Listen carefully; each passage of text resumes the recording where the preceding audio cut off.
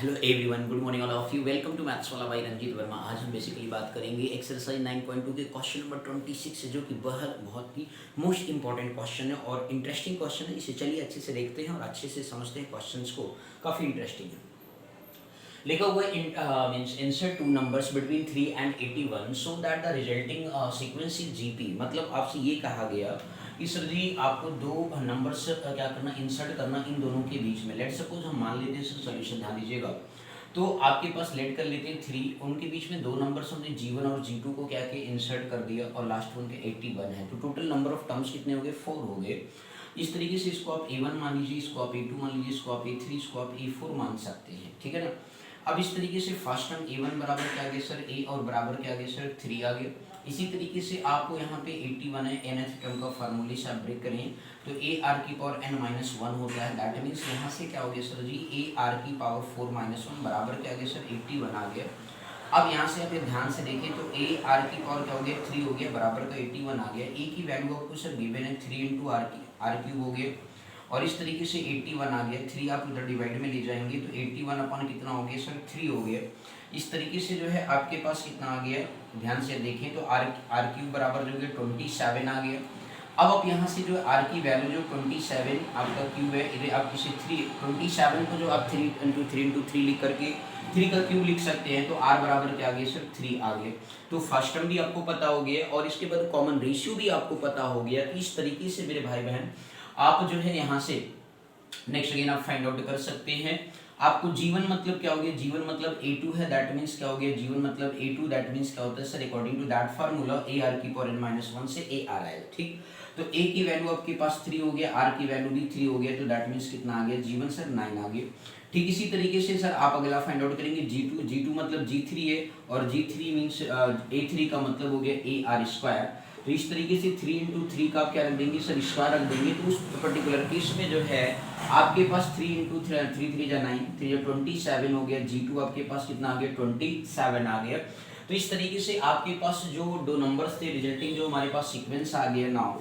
तो resulting sequence हमारे पास क्या बन गया सर जी, नाउ रिजल्टिंग सीक्वेंस जो हमारे पास आ गया मेरे भाई बहन, बहुत ही सिंपल सा पढ़ रहे हैं। क्या आया सर 3 कॉमा जो है 9 और फिर इसके बाद जो है आपका 3 के बाद जो है ध्यान से देख लीजिए 3 है।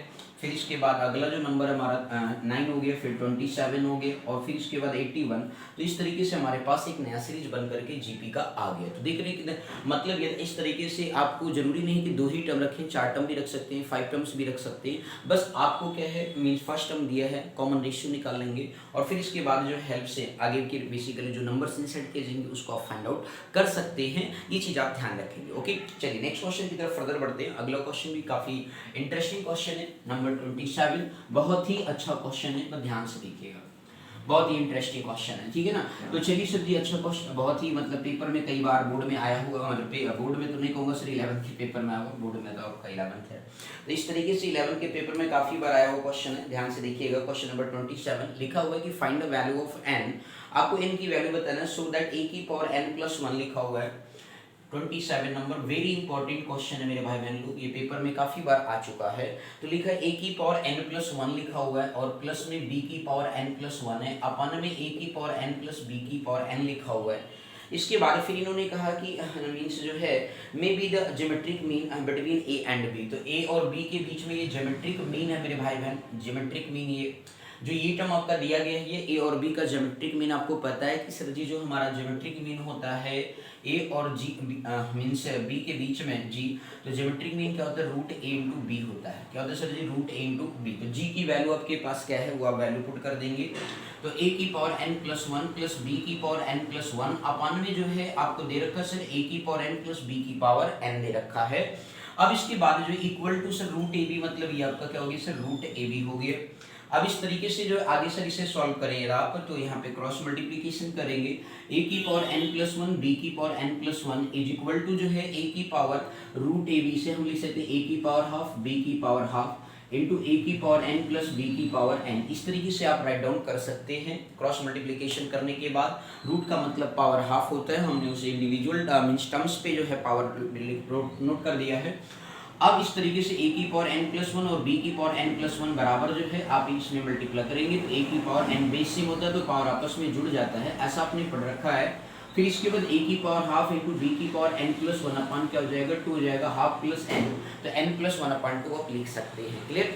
अब इसके बाद सर जी a को a की तरफ साइड करिए, b को b के सम तरफ, तो इस तरीके से a की पावर n+1 इंटू जो है माइनस हो गया b a की पावर जो लिखा हुआ है यहाँ पे क्या n+1/2 इंटू जो है b की पावर हाफ, प्लस में जो है ध्यान से समझिएगा मेरे भाई बहन लोग, तो आपके पास ये टर्म आ गया, प्लस में जो है b की पावर n+1 लिखा है इंटू a की पावर हाफ और b की पावर क्या हो जाएगा n+1/2 बराबर क्या आ गया सर 0 आ गया। इस तरीके से आपके पास टर्म आ गया। अब आप यहाँ पे ध्यान से देखिएगा मेरे भाई बहन लोग, इसे n+1 को क्या लिख सकते हैं n+हाफ प्लस हाफ, 1 को मैंने इस तरीके से राइट डाउन कर दिया, माइनस a की पावर n+1/2 इंटू b की पावर 1/2, प्लस में जो है b की पावर n+1 को मैं लिखूंगा हाफ प्लस हाफ, दो टर्म में ब्रेक कर रहा हूँ सर जी, ध्यान से समझिएगा, इंटू a की पावर हाफ और सर जी माइनस साइन हो गया यहाँ पे, माइनस आपके इधर आया है तो इसलिए माइनस साइन होगा यहाँ पे, ध्यान से देखिएगा, ठीक है ना।